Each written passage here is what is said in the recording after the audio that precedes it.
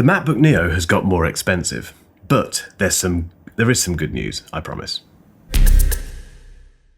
We are still in the middle of a heat wave in the UK, hence the air conditioning unit blaring away in the background. Apologies if you can hear that. But let's talk about the MacBook Neo and Apple price increases, the RAM crisis, AI, all that stuff, because it's a really frustrating time, I think, for both brands, not just Apple. I think any brand that has to buy these components that are costing an absolute fortune all of a sudden, and more importantly for consumers, for you and I. And I am a consumer, I buy stuff, and I've been shocked by how much more expensive things are. The MacBook Neo came along earlier this year, and it was and still is the cheapest MacBook you can buy, the most affordable Mac you can buy brand new. However, it has suffered a price increase of about £100 in the UK and $100 in the US extra. Same thing for the education pricing. It's all gone up. MacBook Airs are more expensive, iPads are more expensive, the HomePod Mini is more expensive. There's reasons for all of this, and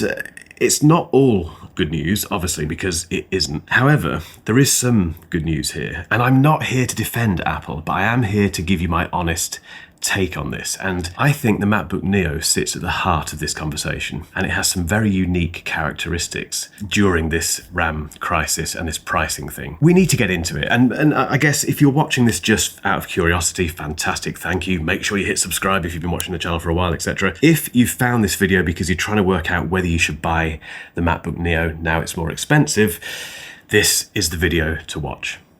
Okay, let's look at a very quick timeline for this because it is absolutely fascinating. So at the start of June, Tim Cook was interviewed by the Wall Street Journal, and he likened the increase in memory prices to a 100-year flood. He's never seen anything like this in any area in over 40 years. He then went on to say the situation has become unsustainable, which is kind of hinting at the fact that Apple would have to do something at some stage. 2 weeks later, we got the price increases. So if we look at the Neo in particular, the base model went from $599 to $699 in the UK, same pricing in the US, and the upgraded model with Touch ID and 512 gig of storage went from $699 to $799. Again, same pricing for UK and US. And yes, the education pricing increased as well. So everything went up, along with the MacBook Air, the MacBook Pro, I think the HomePod Mini, like I mentioned earlier, loads and loads. The Apple TV, that's more expensive as well. Everything increased in price. And when it comes to the Mac, depending on what Mac you go for, in particular, the MacBook Air, the Neo, the Pro, those price increases can be as much as about 1,300 quid, which is a lot of money. What's interesting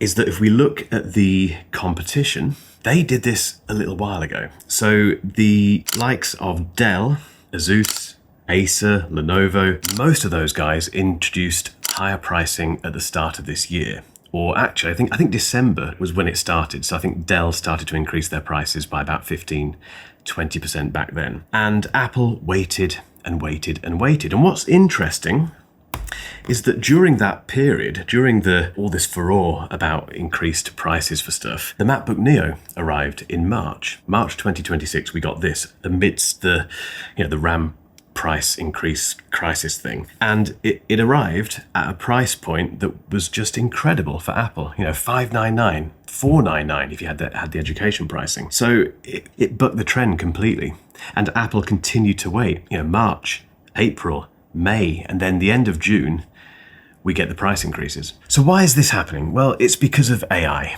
That's the main reason. That we've got all these AI companies buying these chips, and I feel like I'm part of the problem. You may feel similar, I don't know, but we use Claude behind the scenes here extensively for planning, for reporting, all that sort of stuff, and we're relying on the hardware that's running those AI systems, and it's the hardware all of those AI companies are buying that is making brands like Apple pay more. And that's not Apple's fault, it's not Dell's fault, it's not Lenovo's fault, it's down to this massive demand for chips for AI server farms. It's really frustrating, and at the moment, there's no way out of it at all. The big question here is, has that ruined the MacBook Neo? Has it made it a laptop that you shouldn't buy? The good news is that is not the case at all.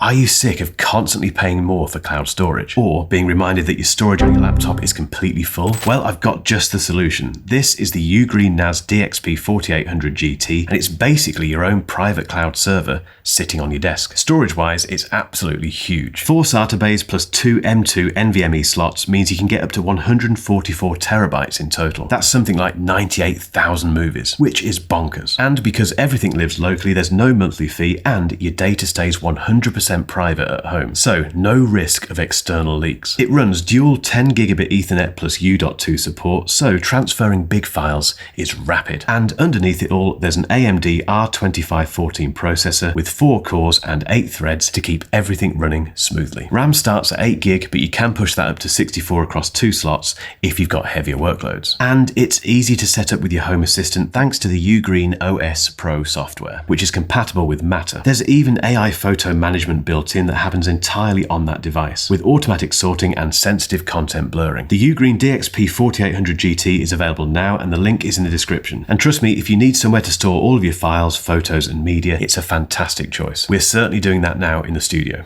There are 2 reasons the MacBook Neo is still fantastic. The first one is because of macOS 27. Now, I have to caveat this by saying that the version of macOS 27 that I have on this MacBook Neo here is beta. It's the developer beta. I think beta 3 we're up to now. So it could change, anything that I mention now could be different in a few months' time. But my experience of macOS 27 has been fantastic. It's not a big update in terms of the operating system itself. It hasn't changed that much. It's a bit more refined. You have the slider for the glass effect, if that is something that bothers you. And there's some tweaks to some of the UI elements and stuff, which just makes it look a bit fresher. The big thing is Siri AI, and you get Siri AI and Apple Intelligence on your MacBook Neo. So if you bought one of these recently, or if you're thinking of buying one now, you are going to get a laptop that can run the brand new Siri, and it can run the full brand new Siri. The only difference, because it has 8 gig of unified memory rather than 12,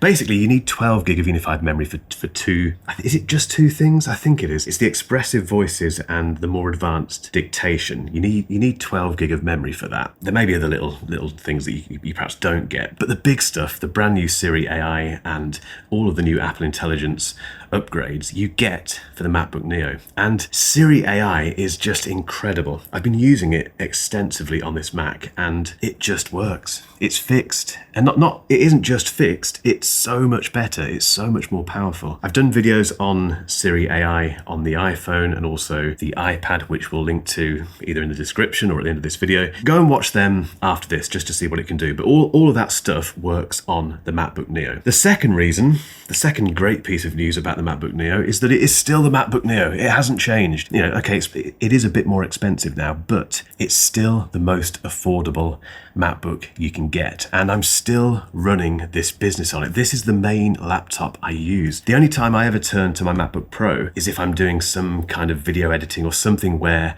I've got to make sure it works perfectly for that production process. Stuff that this isn't really made for in a production environment. Everything else goes through this, and I can't break it. I can't make it. It never breaks a sweat. It goes and goes and goes. The 8 gig thing isn't a problem. The fact that it has essentially an iPhone chip isn't a problem. The design, everything about it is just such a wonderful laptop. So 1, you're going to get the best version of macOS and the best version of Siri ever later this year if you have a MacBook Neo. And 2, it's still a MacBook Neo. It's still utterly wonderful. However, if you're still confused and still a little bit trepidatious about buying one, I've got a few more things to say.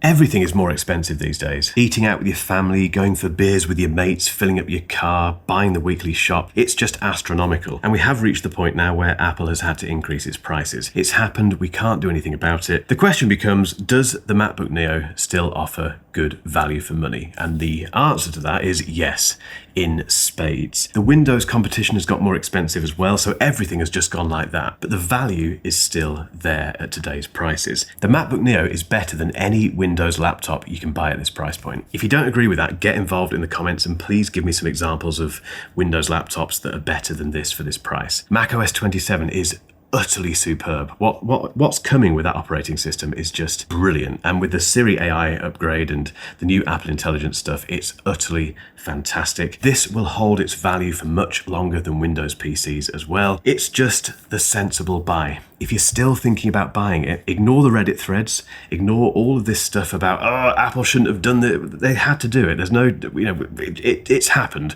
We can't do anything about it. Don't feel bad about buying this for the new higher pricing. And my buying guidance still remains. If this isn't enough for you, get the MacBook Air or get the MacBook Pro, depending on what your requirements are. I've made videos about this, and okay, the pricing is different now, but those videos still hold true in terms of my buying guidance for the entire MacBook lineup. Go and check them out. But in the meantime, guys, get involved in the comments. Let me know what you think about this whole RAM crisis thing, and is there an end in sight? I don't know, I have no idea. Get involved and let me know what you think about the MacBook Neo now it's more expensive. Have you got one? Are you thinking about buying one? Get involved down there. And remember, hit that subscribe button.